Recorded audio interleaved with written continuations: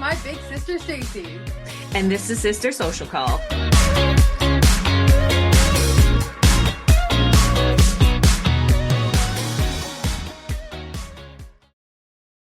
Hey, Sissy. Hi, sister. How are you? Good. It's a very special episode, this one. We're going to be celebrating your birthday on this episode. Whoop, whoop. Yes, it's coming up. By when this airs, it'll be tomorrow. My birthday is on the 18th. So, yeah. Yeah. Big 44. 44 years old. Hard to believe. Okay. Well, yeah. We want to welcome all of our listeners back to Sister Social Call and say a very special hello to all of our new listeners. Hey, everyone, and welcome to the show. Thank you for joining us. Before we get to our birthday tradition where we ask each other the number of questions for our birthday, you have a midlife dating story update from last week's podcast. So why don't you share with the listeners? You tease them on Instagram, but why don't you show the listeners your midlife dating update?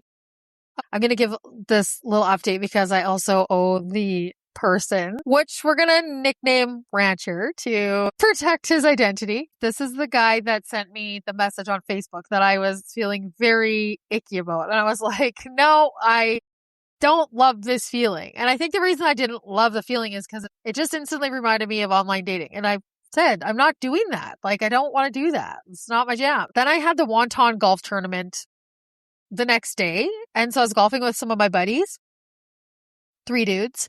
And so I asked them, I was like, number one, do you guys know who this person is? Yes, they had heard of him before.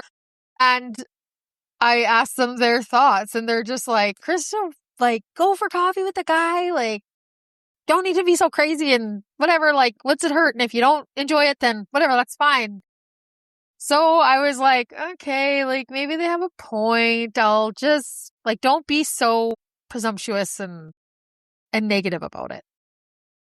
So I decided I would continue to talk to this person.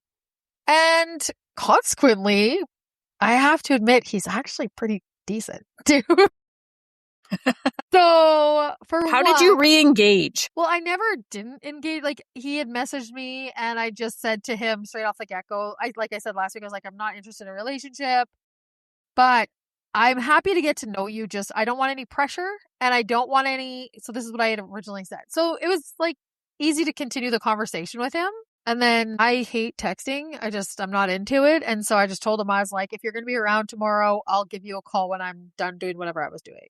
And because I don't want to do the texting thing. I don't want to do the online thing. I don't want to do that.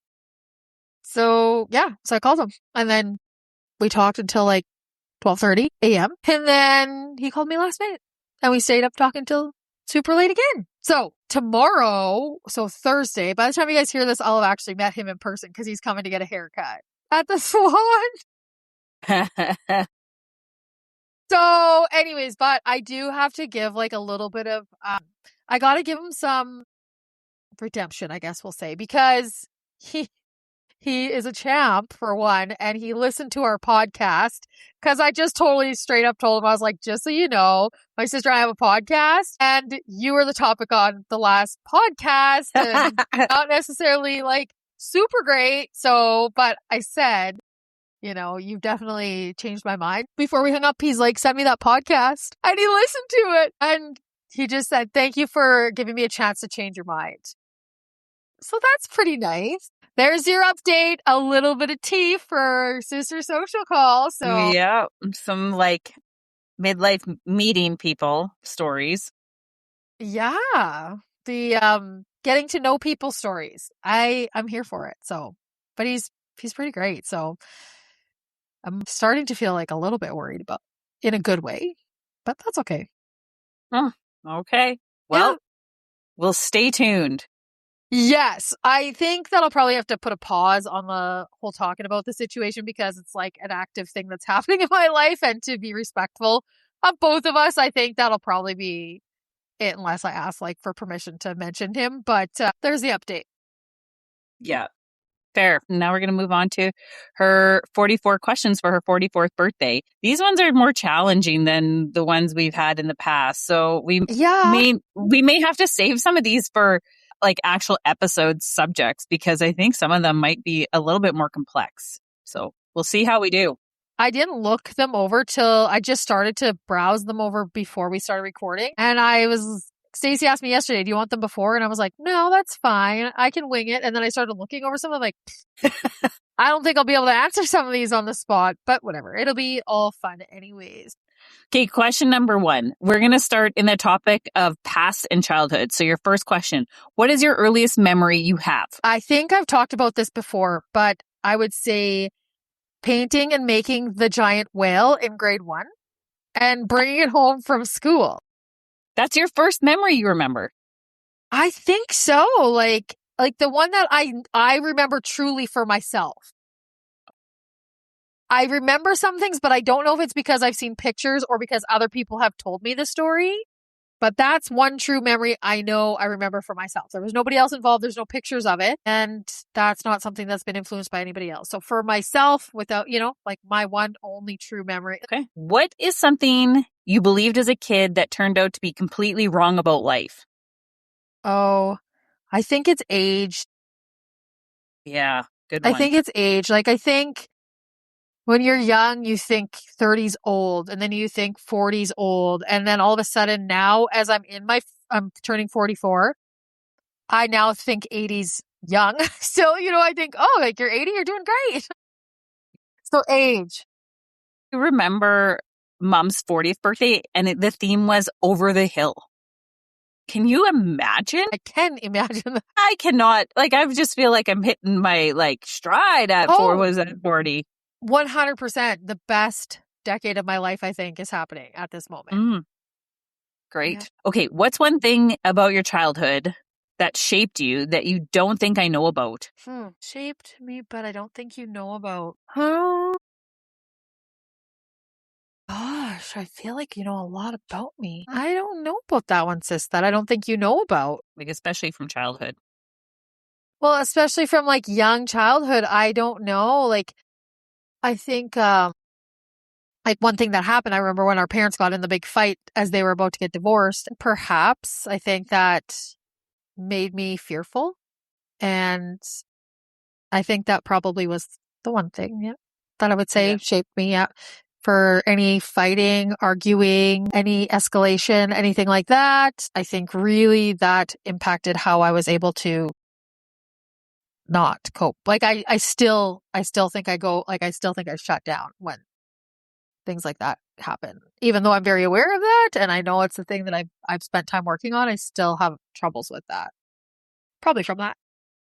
Yeah. If you could go back and whisper one thing to yourself at 9 or 10 years old, what would it be?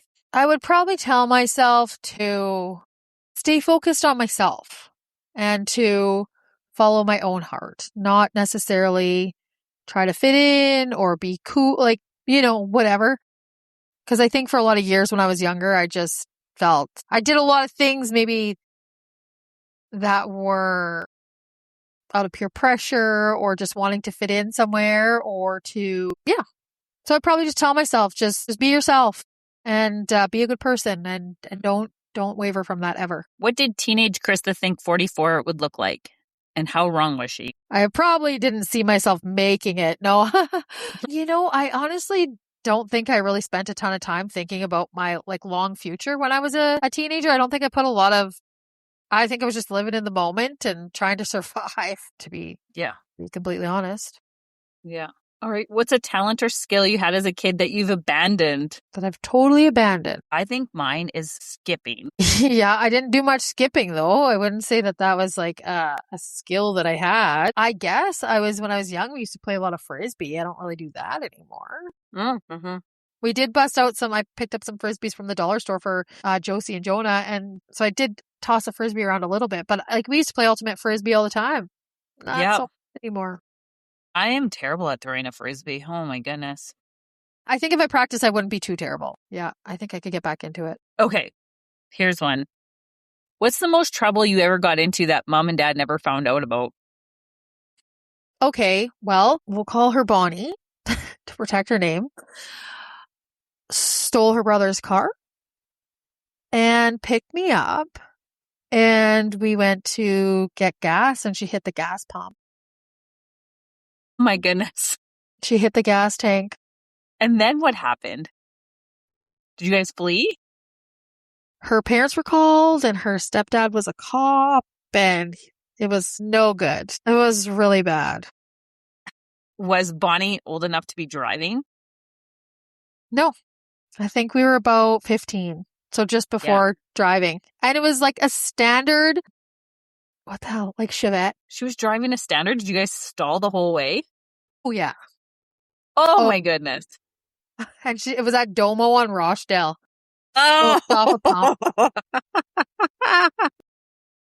So that, I don't think anybody knows about. But No I do one. remember, yeah, I don't know if it was that instance or a different one. Like, she was bad. Bonnie was bad.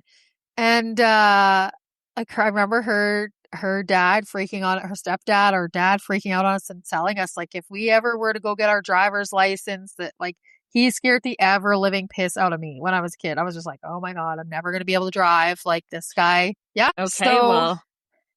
yeah, that, I don't think you even knew that. I didn't know that. I did not know that story. Yeah. That was one of the crazy things. Yep. Okay. Any more you want to share while we're at it? Well, there's probably plenty more I know. that nobody knows about. I'd have to dig back in the archives, but maybe we can have an episode on that and I'll divulge all my deep, dirty, dark secrets. Your childhood getting in trouble. Oh my God. Yeah, that was a whole thing. At least it wasn't me stealing a vehicle. Like, it was not me. No, just an accomplice. Okay, moving along. Who is your biggest childhood hero and do you still respect? I loved Hulk Hogan. He was a hero to me. I recently watched his documentary. I really like that. Do I still respect him? Yeah. But he's dead. Next question. I think I know the answer, but maybe you have more. What's something I did as your sister when we were kids that I should probably apologize for? When you told me I was a fucking embarrassment to the family. Yes. I knew that was, I have apologized for that. I know it still eats you up every once in a while, though. Yes. Chrissy was caught shoplifting, and I was disappointed as a sister. Chrissy was in a tough place at that age. We were going through lots of shit. Yeah, I think we just moved. I think I was either in I think it was in grade 6 or grade 7. Grade 7, maybe. Not grade 8. And I was hanging around with the wrong people. We had just moved to a new school and just, again, like trying to find my footing and fit in and whatever. And it was not me that they cared about because I wasn't the regular shoplifter, but it was the people that I was with. I was with bad company and they were regular shoplifters. And so they'd already had their eye, the what do you call them? Those like mystery shoppers already had their eyes on them. I had a Dr. Pepper lip smacker. That's what I stole because they were pressuring me. You got to take something. And I was like, fine, I'll take the Dr. Pepper lip smacker. And then sure as shit, we get whatever. And they just scared the crap out of us. And actually, we ended up having to go to the police station. And I mean, when I got there, I was terrified and they could see that, but they let me go, no problem. Yeah. And I have apologized. And yes, I do feel guilty about that because I'm very proud of my sister and what she's accomplished in her life now. So be careful what you say, people. Careful what you say. Yeah, exactly. You have to watch your words because I know that, I mean, in the moment it was a whole thing, but I know it's bothered you a lot. And I know that you, as the person you are now, you would never say anything like that to anybody. So anyway, but there you go. Yeah. Okay. What's something we did together as kids that you hope we never stop doing? I think when we are together, we do lots of stuff together. I just hope that we continue to do cool shit together forever. Yeah. For sure. Okay, moving on to identity and self questions. Okay.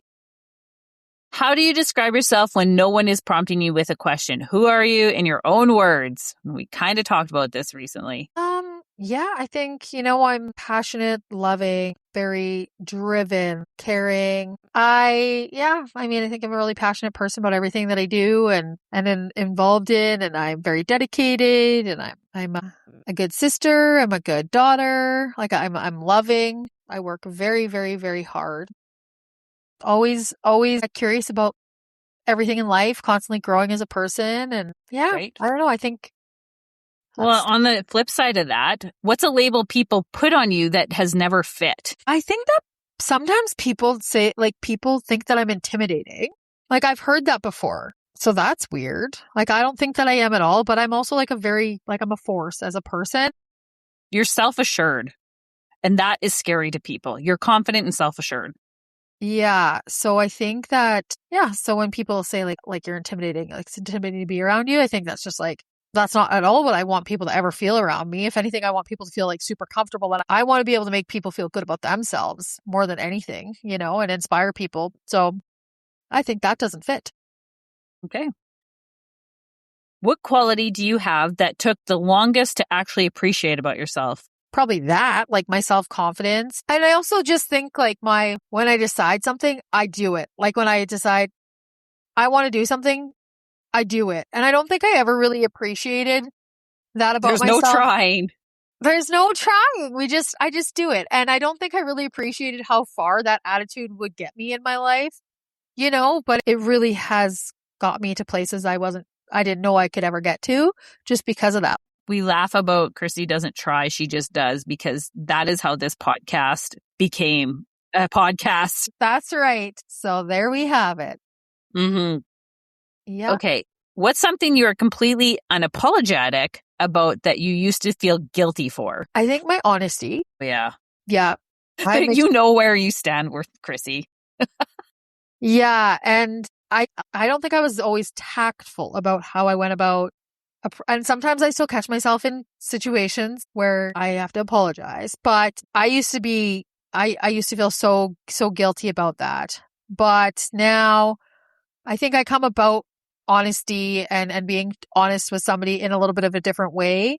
And for the most part, I love and respect every single person that I cross paths with and the people that are in my life in any way. But if you ever do me fucking wrong, there's no second chance.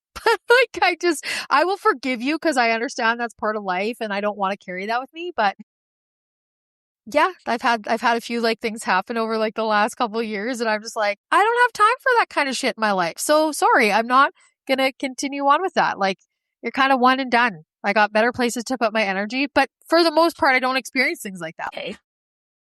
What's one thing you want people to stop assuming about you? What do people assume about me? I don't know. I don't even know what people assume about me. Okay. We can move along then. Yeah, let's move along. Are you more like who you thought you'd be or a total surprise to your younger self? No, I think I'm quite similar, but maybe better than what I thought I would be. I would agree. Yeah, I don't think I really set the bar very high for myself when I was young. And so, but because I was afraid of failure and afraid of not being successful, I guess. And so I never really set the bar super high for myself. And now there's no limit. Like there's the sky's the limit. I have no fear of failure because I don't believe in it anymore. I just believe we learn from what doesn't work and we can try again and keep going. So I don't even believe in it. So I think that I am better than what I even ever imagined I could possibly be. Yeah, I would agree that I think that you are in probably better than you would have ever imagined your life, yourself and your life to be. Yeah. Okay, what's something you changed your mind about completely in the last 5 years? Gosh, so many things. I know. Where does one even start, hey? I just kind of believe you always have to be willing to change your minds and your thought. You can just learn something new or have a different appreciation for something or a different respect for something. I think your position on drug tolerance has changed quite a bit. You have a strong opinion about drug use and addictions. Well, I have a very strong opinion about that for sure. I don't know if you would have had that strong of opinion 15 or 20 years ago because you were using. Yeah, exactly. That would definitely be a good answer for that, sis. Okay, let's move on to, okay. What's still unresolved about who you are that you're still figuring out? I think that we're always a work in progress, but I think I have dialed into myself pretty good in the last 3 years. So I'm not sure at the top of my head if I can think of one thing that's unresolved. Because I think we're always just a work in progress. So there's just this constant like growth and resolving and identifying different things. But yeah. I'll say that. Yeah, I think you'll always just be into personal growth. Yeah, definitely. I think that's a big passion of mine for sure. Okay, we're going to move on to the subject area of work and creativity. When did you first know that doing hair was more than just a job? That was actually your thing. I think I always knew that. I wanted to do hair since I was young. But I knew the minute that I went to hair school, I knew exactly. I was like, I'm going to hair school and I'm going to open a hair salon in Regina Beach. In fact, when I did the business plan in hair school, it was in the original location of where my salon was. That's the location that I picked, and that's where I ended up, and I manifested that, and it came right true. So I just knew. I was like, this is what I'm going to do, and I'm doing it. Okay, what's the most creative thing you've ever done behind the chair that you're proud of? I think when we've done our Catwalk for Water Earth Month fundraisers, the fashion shows, so not only did we do incredible avant-garde hairstyles, we also made all of their outfits out of recycled material. And I think that's probably one of the most creative things. What's the hardest part of being an entrepreneur that nobody talks about? Like, you're never off from your job, no matter what. Even if you're at home, there's always something, right? Like it's a 24-hour a day thing. That's why it's the labor of love, and you have to love what you do. But that, I think, is when you are working for yourself, it's very motivating to work to do that, to be able to withstand that. I don't think people think about that when they're a business, especially a small business owner. But when you do what you love, it's not so bad. Yeah. If you couldn't be a hairdresser tomorrow, what would you do? I'll be a psychologist. That's right. Yes. That's what Chrissy's going back to school for. Yes, indeed. Okay, what does success mean to you now versus what it meant at 24? I used to think success was measured in money, and now I believe success is measured in happiness. I've had no money and I've had lots of money, and it doesn't matter. It doesn't matter how much you have if you're not happy within yourself. So you could have lots of money and you could be miserable. And now I just think if you can do as far as like a career goes, or even just in life, but yeah, if you're happy, then you are successful. You've made it. In whatever you're doing in life, if you can honestly say that you're a truly happy person from your core, that's successful to me. Big time. Okay. What's the best piece of advice a client has ever given you? I get great advice every day. It's hard to say what's one piece of advice. I got like so many people. I mean, tonight I had a university professor in my chair, and we're all gearing to go back to school. And she's like, make sure, she's like, you write your notes down. She's just like giving me some tips and stuff. So I'm forever getting advice from people all the time. That's pretty actually glorious, because the tip of my fingers in any given day, I can get some incredible advice from people who have experienced a lot of life themselves. And perhaps in my earlier life, I would not be receptive to taking it because I wasn't good at that. But now I'm like, tell me everything. Help me. I want to be successful. Like, give me, like, I want to be able to make it through and do the best that I possibly can. So I take all the advice that people give me. I mean, I get garden advice. I get life advice. I get all kinds of great advice from people all the time. Okay, well, then after that, what do you know about people after years of being in a salon, in the saloon, as I like to call it, that the rest of us don't know? I know it. I know a lot. This is what and this is also what inspires me to go into psychology, but every person has a story. Every single person. It doesn't matter how glorious their life looks on the outside or how unraveled it looks. There is a story behind every single person. And it's unique, and it's like everybody has this web in their life, and it's messy, and it's beautiful, and it's different, and it's deep, and it's superficial. Like, everybody has these stories. And I mean, I don't think everybody would totally have that same appreciation I have because they don't hear them all the time, right? But I never judge a single person because everybody has this story going on that nobody sees when looking at somebody. Like there's a whole life going on inside a person that nobody gets to see. Okay, well, we're going to move on to the topic of love and relationships. Oh, well, this is perfect timing. Yeah. Okay, what's the most important thing you've learned about yourself from a relationship that didn't work out? I would say to not abandon myself for a relationship. And you have. You're a passionate person. You've given your whole self literally to your relationships. I don't think I've abandoned myself totally, but I've definitely put myself on the back burner a lot of times. And now I just know that moving forward, that's not a thing. Yep.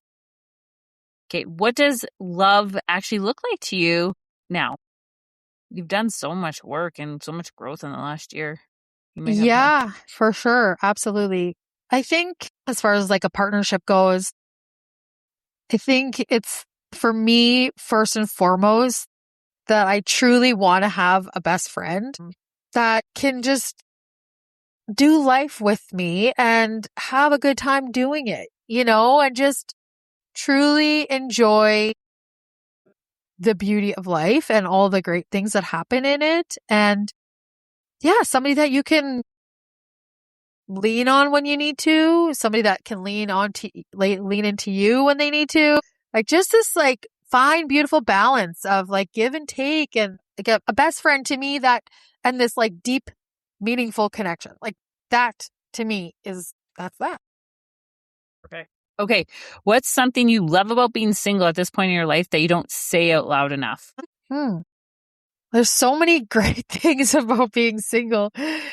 Really. I absolutely love just doing what I want when I want. Like, just when you're with somebody, you always consider somebody else's feelings and what they're up to, as opposed to just like, poof, blasting out the door in your gym clothes to go for a quick 45-minute workout or whatever, right? Like, that's pretty great. Yeah, that's pretty good. Okay, what kind of person would actually make you want to change your life for them? I don't know if I subscribe to this question. I don't think I'm going to change myself for anybody anymore. I think I'm going to just be me. And I hope that the partner that I find and that I end up with, we're always encouraging each other to be better and do better and in such positive ways, but not necessarily change the foundation of me as a person, but always be growing for the better. Somebody that's like the same, right? Somebody that's like, hey, yeah, like, let's grow together. Like, let's do this. Let's dream about, like, that's the type of person that would be similar to me in that sense. That would be the person that I want to grow and evolve and not necessarily, but not change myself. No, I'm not doing that anymore. What's the relationship you're most proud of in your life? You, sister. Yes. Same. My relationship with you, honestly, it's so good. And I really, truly, when you were here this summer, I just was like, oh, I wish my sister lived here still, because I wish that we could, like, if we lived close together now in this time of life, we would be having fun all the time together. All right. What's something know you absolutely will not compromise on? You're not you're not entertaining long distance. No long distance. Oh yeah, I forgot we're talking in the love department.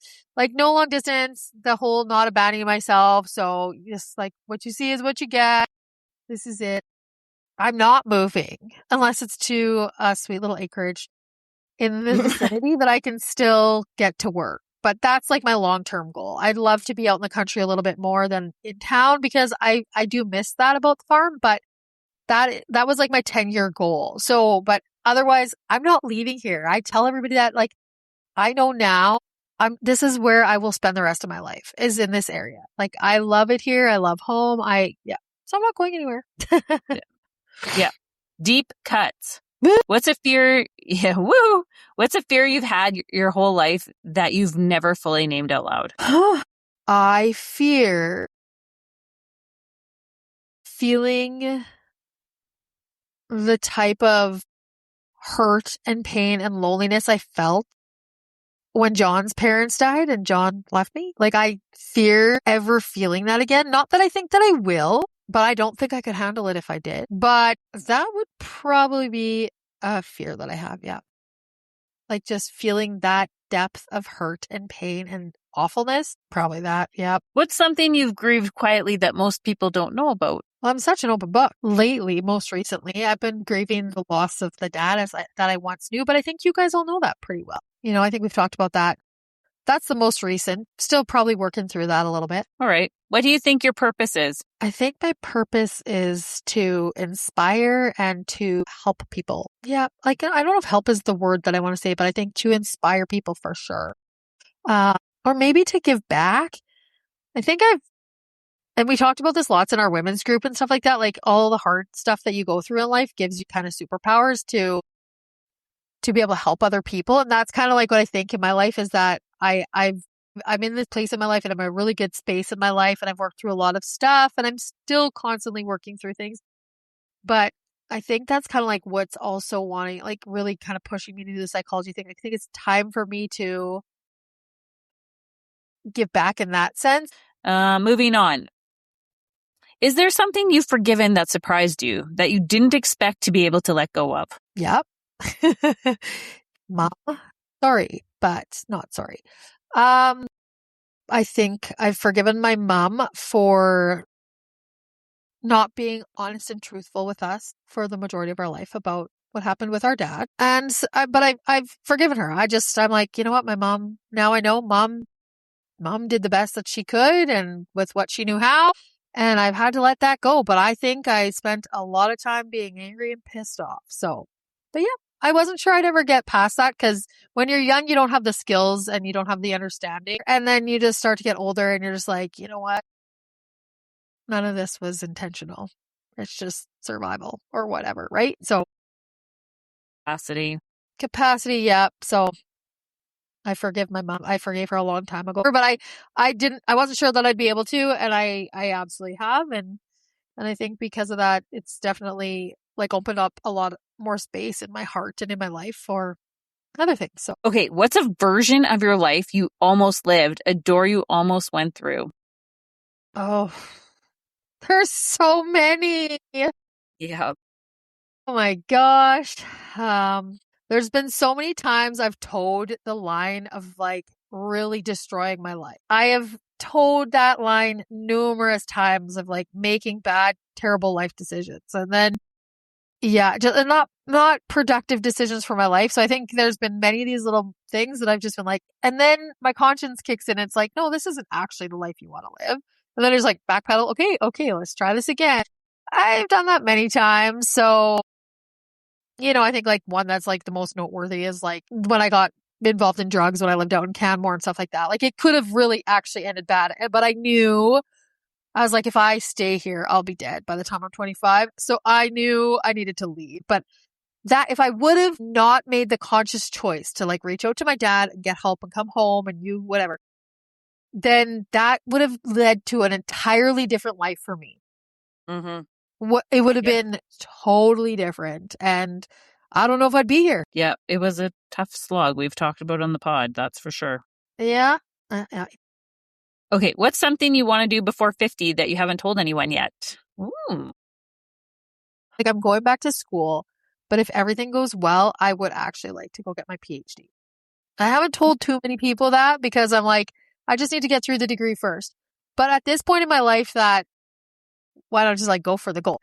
I don't know if I can do that before I'm 50. Yeah, 6 years might not be enough time, but I think that might be a goal of mine. But I want to see how it goes getting my degree and then like master's.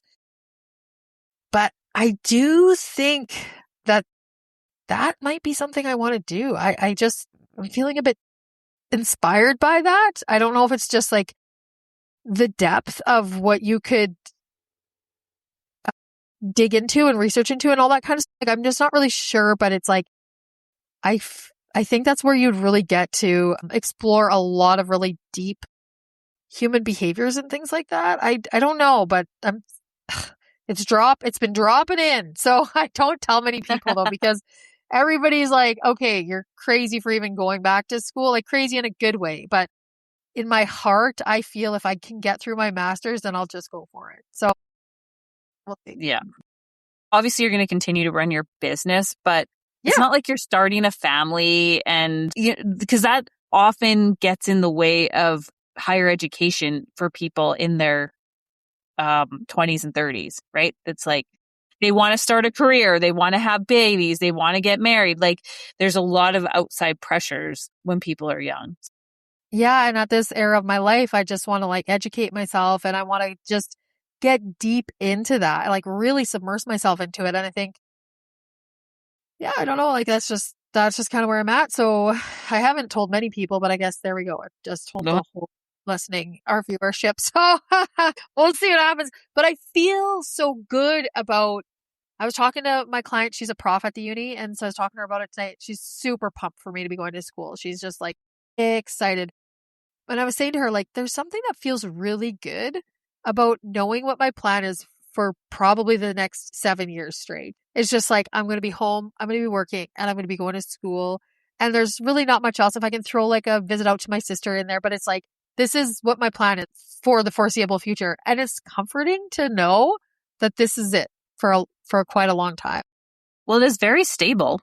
Maybe that's what I feel like. Maybe it just feels so stable and it feels just so peaceful and it feels like it's not wishy-washy, because for 6 years I was like thinking I was going to move to the farm. But the peacefulness I feel of just knowing that this is going to be my life for the foreseeable future and that this is my plan until I'm done where I want to get to. This is what my plan is. Yeah.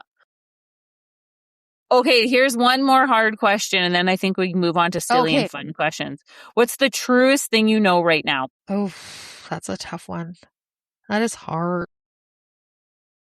Just to briefly touch on like kind of what's floating into my brain right now is just, that your attitude and your mindset really dictates the life that you have. So that's kind of what just dropped in quickly there, because the power of the brain the mind is so strong. It's like you can do anything you want if you have a really great attitude, and you can have whatever you want in your life if you have the right attitude, but you can also live in misery if you can't control your thoughts. Yeah. Okay. That's my truth. That's like what just came into my head, like just like that. Boom. I didn't really I didn't pre-read these questions. So on that note, let's move on to silly and fun. A little airier, lighter. These have been hard, sister. I know. I told you they are challenging. Okay. God. Okay. What's a hill you will absolutely die on that most people think is ridiculous? I don't know. I'm pretty, I don't know if fluid is the term, but like I don't really have any hills I'm going to die on, I don't think. Like do you think I do? Well, no, but maybe your trashy television, like Love is Blind. You would die on a hill for Love is Blind. I don't think people think that's ridiculous. Oh. So speak for yourself, but fair.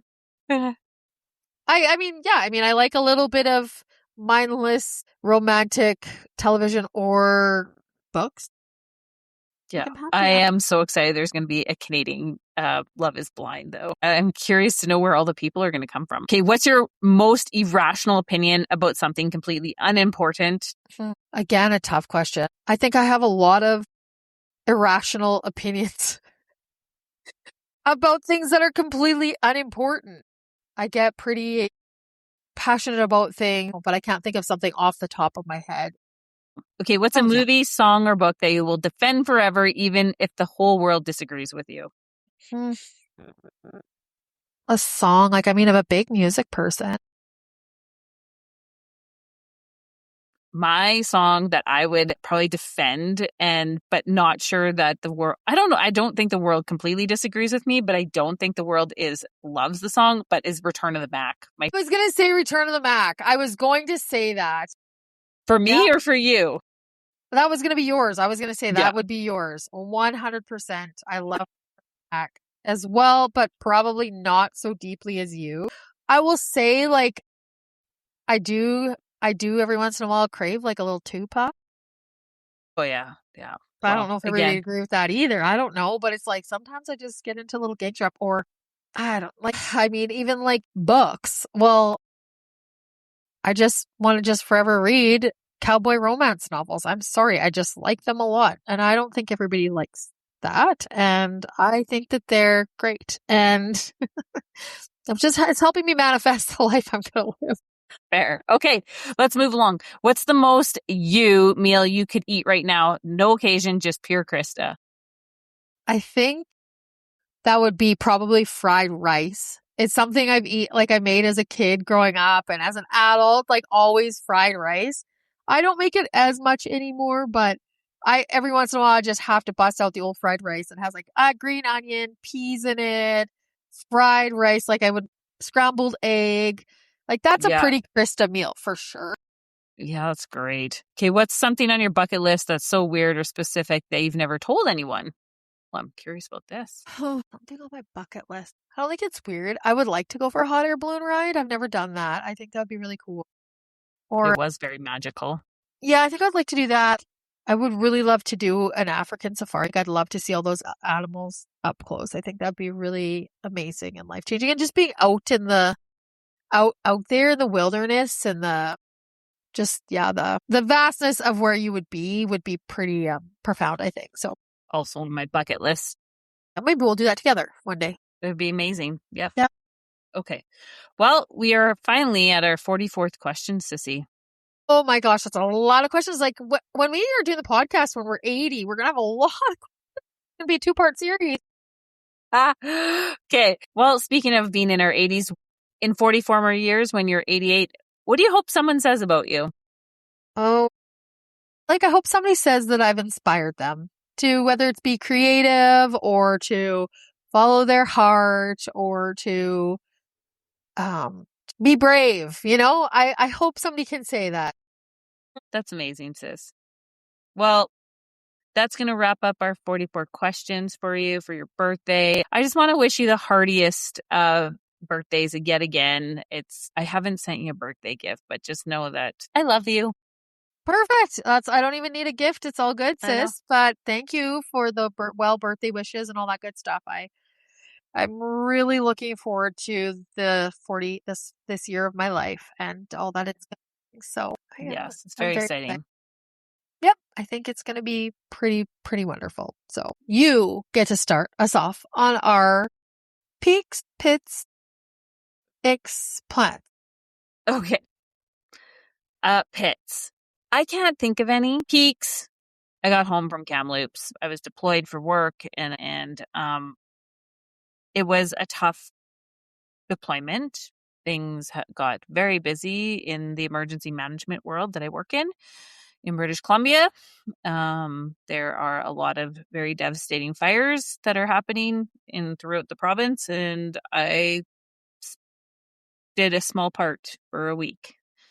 And like I said last week, the work is hard, but it's easy to be very fulfilled in that role. So yeah, so I got home on Saturday night, and I said to Sean that I reached a peak decision fatigue and that he had to take care of me for the next couple days. He had to make the decisions about what we were going to eat, and all I was going to do is sleep and edit the podcast. And that is what I did. How did he do? Did he do good? He slept through breakfast and I made myself lunch, but he did make supper on Saturday night when I got home, and he did plan for supper on Sunday. He attempted it, and I appreciate that. I was up at 6:00 in the morning because my sleep has been, I guess maybe that's a pit. I did sleep really well on Saturday when I got home, but I don't feel like I'm completely rested, and my dreams have been pretty vivid and quite laced with emergency management things going on. My brain has been trying to process a lot. Your subconscious is busy. That's right. So that's probably, I guess that's maybe my pit, is that I've been trying to sleep and I've had some good sleeps, but it's also been like pretty busy dreams. And so peaks, just getting home and getting back to this routine. This routine though will only last a couple weeks because I will be deployed yet in a couple weeks again. So so I'll just recover and get some things happening at home, which leads to my plans. This weekend, I need to just be at home and do a few things around here. I need to like do things like repot some plants. I need to bake some cookies. I need to go get a criminal record check done for my billeting, for home billeting stuff. So, oh my gosh, you guys are just full on into like all the irons and all the fires. I love it. That's how I live my life. So I'm loving that Sissy's got that going on. Well, we'll see. Like we'll see what happens here in the next little bit. Like just one day at a time, and yep, exactly. That's it. Yeah, I like that attitude. I love to hear that coming from you. Yeah, I mean, I'm trying to plan, but like there's so many things that are unknown right now. Of course. Like there are things that are unknown. I don't know if I'm going to get a billet. Yeah. Yeah. But I probably will. And I don't know if I'm going to get one or two, but who knows? I will be deployed and don't know exactly the details yet. I gave them my dates and my proposed travel itinerary. I don't know. Yeah. I may have company coming in September. I don't know. So Yeah. I'm just really got to go with the flow. Yes. I like this. Awesome. I can't control what's happening right now. I'm just doing what I can. Yeah. Good. I like that for you. Yeah. Anyways, Chrissy, why don't you tell us what your peaks, pits, and plans and okay, well, I have no pits because I have just had the most incredible week with my friends. Oh. Anyways, I had the Wonton golf tournament on Thursday and I golfed with the Ringers, T-Sack, Saddlemeyer, and Dave. Like we just had the most fun ever. Golfing. How did you get on their team? Well, it's totally random and we don't pick our team. Russ, the guy that organizes it, he picks our team for us. So often it's like one gal with 3 dudes or 2 girls, 2 boys, 2 guys, whatever. So that was the team I got, which is awesome. We just had the best time. But anyways, and then Ryan and Nicole showed up Friday or Thursday. So after the Wonton, I didn't go to the barbecue. I went right to Ryan and Nicole's campsite. And like, we haven't seen each other in 3 years. And it's just, there's no amount of time that can be between us. And it's not amazing. When you have friendship like that in your life and their kids are amazing. And like, when you have people like that in your life, it's fucking awesome. Like it is awesome. And it just feels like when you see them, it just feels like home. And Ryan and Nicole, like Ryan was a part of my life in the worst part of my life. And he met his wife, Nicole, at that same time. We were all freaking wild animals at that time. And anyways, it was amazing. Ryan's brother Dane came down. I hadn't seen Dane in a long time. Ryan's mom and dad were here. I'd never met them. And I got to meet them. And it was so fulfilling in so many ways. I mean, this summer has just been so rich for me. You were here for the week and my friend, like unbelievable. So the whole entire week that they were here was an absolute peak. We did all the fun things, had some adventures. We fished in the rain. We went to the Rider game. Like we did everything. We went to the Whibbit. We ate. We don't drink. I think Nicole had like over the whole entire week, she drank maybe like a little bit of wine and maybe Ryan had a few beers, but my friends don't really drink. So we just got to be with each other. And that is all I'm saying. We got to spend a week together and today was hard. I cried a few times thinking about it. Like I would think about it and not sad. It was just like, wow, how lucky are we to have such amazing friendships in our life, Anyways, okay. So a peak is also, we'll call him Rancher, Facebook guy. That is a peak. It's a very unexpected peak. So I'm going to say that, did not see that coming. But that's how it goes. You can say something and then the opposite happens. So you just have to be very open-minded to whatever comes your way. And so that's what I'm going to do.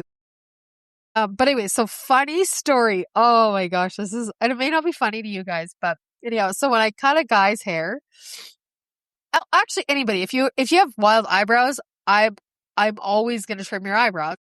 So I cut Chad's hair. He owns the Bluebird out here, the fish and chip place, him and his brother. I cut his hair and then I'm like, okay, I'm just going to trim your eyebrows. And he like looks, he's like, sure.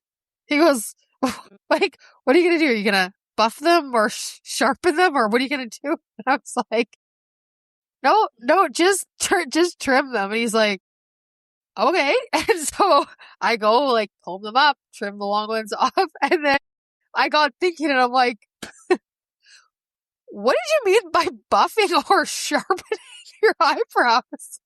And he's like, well, buffing was not the right term, but like sharpening them. And I'm like, what do you mean by that? And he's like, I don't know, like maybe coloring them or anyway. So he's just like gonna roll with it. Like he doesn't really know what I'm up to, but he thinks like in his head, he thinks I'm probably gonna like color them or like, so he's like maybe something emo. I'm not really sure. Anyways, I was just pissing myself laughing so hard because he said, like, what are you going to do? Like buff them or sharpen them? Like, what is that? Like, what is buffing or sharpening the eyebrows? Anyway, so I think he thought maybe I was going to like tint them and then like wax them until, because he's like, they don't need to be too shaped. Like, it was just so funny. And I was dying laughing so hard because, well, you gotta know Chad. He's not like a pretty boy. Like, he's a handsome guy, but he's not like, anyways, it was just so funny. I was giggling so hard. So hard I was crying. Anyway, so plans for the week. Well, I'm going to have to get some yard work done because on Sunday, I'm having hot dog happy hour at my house. Birthday hot dog happy hour. Well, I haven't told people it's going to be my birthday on Tuesday because I'm like, I don't want that to be the case, but I wanted to have a hot dog happy hour this summer. And I just think I needed to not get it over with, but I need to focus on like getting ready for school. So I thought this would be the best weekend to do it. So we're going to have hot dogs at my house and everybody has to bring their own drinks and just my neighbors pretty much and some friends. They're just going to pop over, have a little happy hour 4 till 7. So that'll be fun. I want to start getting like some school shit under control this weekend if I can. And then, yeah, it sounds like Rancher wants to take me on a date. Maybe on my birthday. Okay. Stay tuned. We talked about going for a round of golf on my birthday and I was like, yeah, I'm into that. Because I took the day off. I want to go get my nails done and just like have a day. And then if I can squeeze in a round of golf, I'd be really happy about that because I've actually been doing not bad at golf lately. So he's off as well. Okay. So there you go. That's it, you guys. Holy doodle. That's going to be an episode. Stacey, you're going to have to do some trimming.